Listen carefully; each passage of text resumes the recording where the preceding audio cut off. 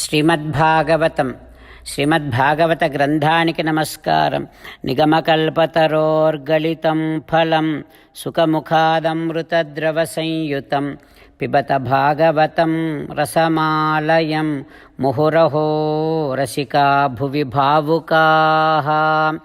శ్రీసుఖయోగీంద్రుల వారికి నమస్కారం.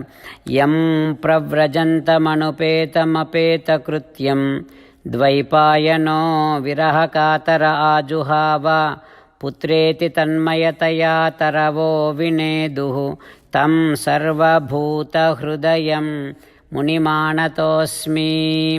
నరనారాయణులకు, చతుర్ముఖ బ్రహ్మకు, సరస్వతీదేవికి, వ్యాస మహర్షుల వారికి నమస్కారం.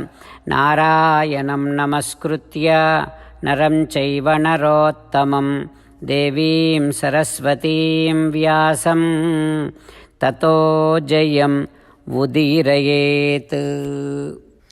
శ్రీమద్భాగవతము తృతీయ స్కంధములో సూతమహాముని శౌనకాది మహర్షులందరికీ ప్రవచనం చేస్తూ ఈ రకంగా చెబుతూ ఉన్నాడు.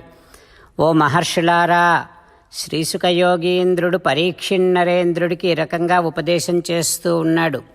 ఓ పరీక్షిన్నరేంద్ర, విదురుడు అడిగిన ప్రశ్నలకు మైత్రేయుడు ఈ రకంగా సమాధానం చెబుతూ ఉన్నాడు. ఓ విదురా, జీవుడు తన శరీరానికి ఎటువంటి మార్పులు కలిగినా తనకే కలుగుతున్నాయి అని అనుకుంటూ ఉంటాడు.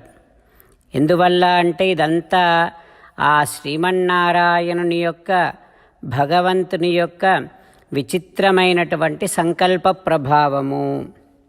యథా జలే చంద్రమసః కంపాదిః తత్కృతో గుణః. చంద్రుడు నీటిలో ప్రతిబింబించినప్పుడు, నీరు కదిలినప్పుడల్లా కదలని చంద్రుడు కూడా కదిలినట్టే కనిపిస్తూ ఉంటుంది కదా.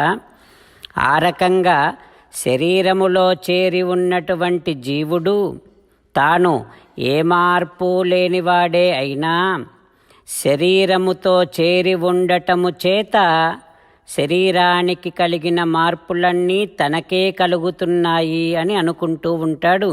ఆ రకంగా ఆ జీవుడికి అనిపిస్తూ ఉంటుంది.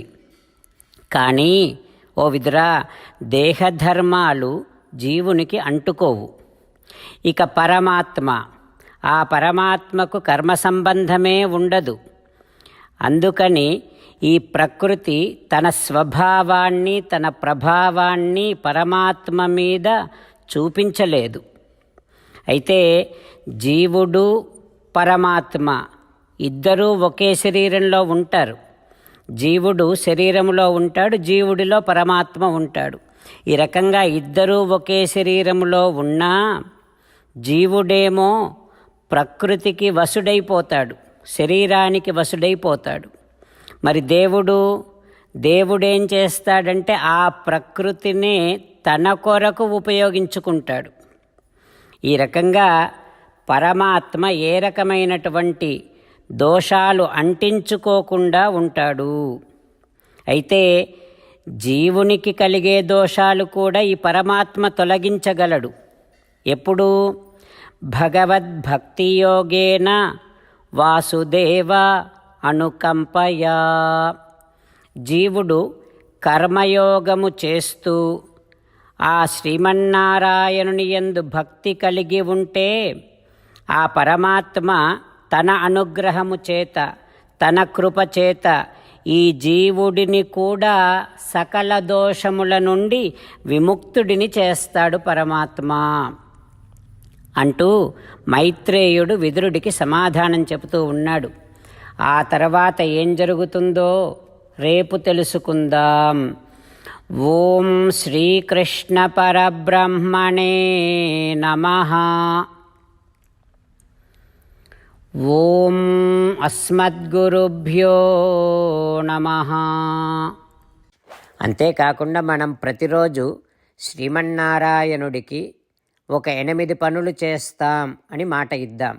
ఎందుకంటే శ్రీకృష్ణ భగవానుడు 18వ అధ్యాయములో 65 నుండి 70వ శ్లోకాల ద్వారా శ్రీమద్భగవద్గీత అంతటికీ సారభూతముగా మనకు 8 పనులు చేయమని చెప్పాడు.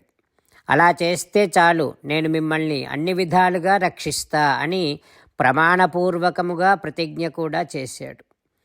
అందుకని శ్రీమద్భగవద్గీతను అంతటినీ విన్న తర్వాత అర్జునుడు కూడా చివరకు కరిష్యే వచనం తవ, కృష్ణ నువ్వు చెప్పినట్టే చేస్తా అని అన్నాడు. కనుకనే భగవానుడు అర్జునుడికి అన్ని విధాల విజయాన్ని అందించాడు. మనం కూడా ప్రతిరోజు శ్రీమన్నారాయణుడికి ఆ రకంగానే మాట ఇద్దాం. 8 పనులు చేస్తాం అని మనము మాట ఇస్తే అది అష్టాక్షరీ మహామంత్ర జపము చేసినటువంటి ఫలితాన్ని మనకు ప్రతిరోజు ఇస్తుంది. ఇట్లా మాట ఇవ్వటం కంటే గొప్ప పూజ, యజ్ఞము, తపస్సు మరొక్కటి లేనే లేదు. అందుకని నేను అంటూ ఉంటాను, మీరు మనస్సులో భావిస్తూ ఉండండి. ఈ రకంగా మనము మాట ఇస్తూ ఉంటే శ్రీకృష్ణ భగవానుడి ముఖారవిందములో కలిగేటటువంటి ఆనందాన్ని మనం ప్రతిరోజు దర్శిద్దాం, ఆస్వాదిద్దాం. జై శ్రీమన్నారాయణ. హో శ్రీమన్నారాయణ, నువ్వు చెయ్యమన్నట్టే నేను నిన్నే సంతతము ధ్యానము చేస్తూ ఉంటా. హో శ్రీమన్నారాయణ, నువ్వు చెప్పినట్టే నేను నీ భక్తుడిగానే ఉంటా. హో శ్రీమన్నారాయణ, నువ్వు చెయ్యమన్నట్టే నేను నా విధులను, కర్తవ్యాలను నీ సేవగా, నీ తృప్తి కోసమనే సక్రమంగా నిర్వర్తిస్తూ ఉంటా. హో శ్రీమన్నారాయణ, నువ్వు చెప్పినట్టే నేను నీవాడిని అనే మహావిశ్వాసముతో నీకే నమస్కరిస్తూ ఉంటా. హో శ్రీమన్నారాయణ, మామేకం శరణం వ్రజ, నన్ను ఒక్కడిని మాత్రమే శరణు వేడుకో అని నువ్వే అన్నావు కనుక నేను నిన్ను ఒక్కడిని మాత్రమే శరణు వేడుకుంటా. హో శ్రీమన్నారాయణ, మా శుచః, ఇక దుఃఖించకు అని నువ్వే నాకు భరోసా ఇస్తున్నావు కనుక నేను ఇక దుఃఖించను. హో శ్రీమన్నారాయణ, నువ్వు చెప్పినట్టే నువ్వు నా కోసమని అనుగ్రహించినటువంటి శ్రీమద్భగవద్గీతను ప్రతిరోజు కనీసము 1 శ్లోకాన్నైనా జ్ఞాపకం చేసుకుంటూ శ్రీమద్భగవద్గీతను అనుసంధానము చేస్తూ ఉంటా. హో శ్రీమన్నారాయణ, నువ్వు చెప్పినట్టే నువ్వందరి కోసమని చెప్పినటువంటి శ్రీమద్భగవద్గీతను తెలియని భక్తులందరికీ తెలియచేసే నా వంతు ప్రయత్నాన్ని నేను నిరంతరము కొనసాగిస్తూనే ఉంటా. హో శ్రీమన్నారాయణ, నేను నువ్వు చెప్పినట్టే చేస్తా, నీకు నచ్చినట్టే ప్రవర్తిస్తా, నీకోసమే పని చేస్తూ ఉంటా. కరిష్యే వచనం తవ. జై శ్రీమన్నారాయణ. భక్తులకు ప్రత్యేకమైనటువంటి విజ్ఞాపన. మీకు అన్ని విషయాలలో వెంటనే మంచి ఫలితాలు రావాలి అనంటే ప్రతిరోజు 1 నిమిషం వెచ్చించి నారాయణాస్త్రాన్ని చదవండి. ఇక మీకు తిరిగే ఉండదు. నారాయణాస్త్రాన్ని పొందడానికి మీరేం చేయాలంటే నారాయణాస్త్రం అనే వెబ్సైట్కి వెళ్ళి మీ పేరు, మీ ఈమెయిల్ ఇస్తే మీ ఈమెయిల్కి నారాయణాస్త్రం PDF వస్తుంది. అందులో ఒక రామాయణ శ్లోకం, ఒక గీతా శ్లోకం, ఒక విష్ణునామం ఉంటాయి. ఆ 3 కలిపి నారాయణాస్త్రం అంటాం. ప్రతి ఒక్కరికి వేరువేరు శ్లోకాలను ఇస్తున్నాం.